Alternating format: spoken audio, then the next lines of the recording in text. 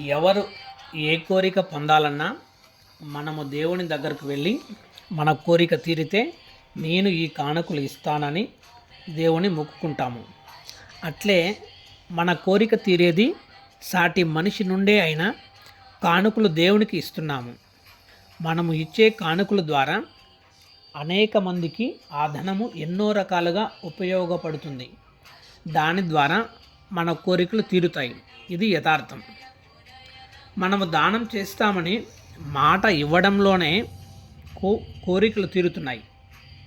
దీనికే అంత శక్తి ఉంటే మనము ముందే ఆ దానాలు ప్రకృతిలో ఉండే మనతో పాటు ఉండే గోమాతలకు కానీ, శునకాలకు కానీ, ఇంకా పక్షులకు కానీ వాటికి కావలసిన ఆహారాన్ని మనము ఇచ్చినట్లయితే కోరికలు తొందరగా తీరుతాయి.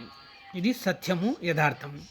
కావున మీరు మీ పరిసరాల్లో ఉన్న పశుపక్షులకు ఆహారాలు ఇవ్వడం అలవాటు చేసుకోండి. మీ కోరికలు తొందరగా పొందండి. శీఘ్రమేవ మనోసిద్ధి ప్రాప్తిరస్తు. మీ కోరిక ఎలాంటిదైనా తీర్చుకోవచ్చు మన మనీ విద్యా సాధన ద్వారా.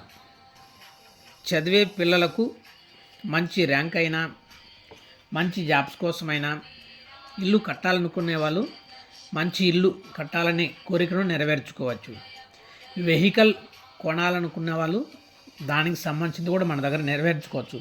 ఇలాంటి ఏ కోరికైనా మన మనీ సాధనలో సాధ్యమే. సంప్రదించండి మీ విబిఆర్. సంస్కృత న్యాయ బిఏఓఎల్ సాహిత్య ఆచార్య, శిక్షాశాస్త్రి, రాష్ట్రీయ సంస్కృత్ విద్యాపీఠ, తిరుపతి.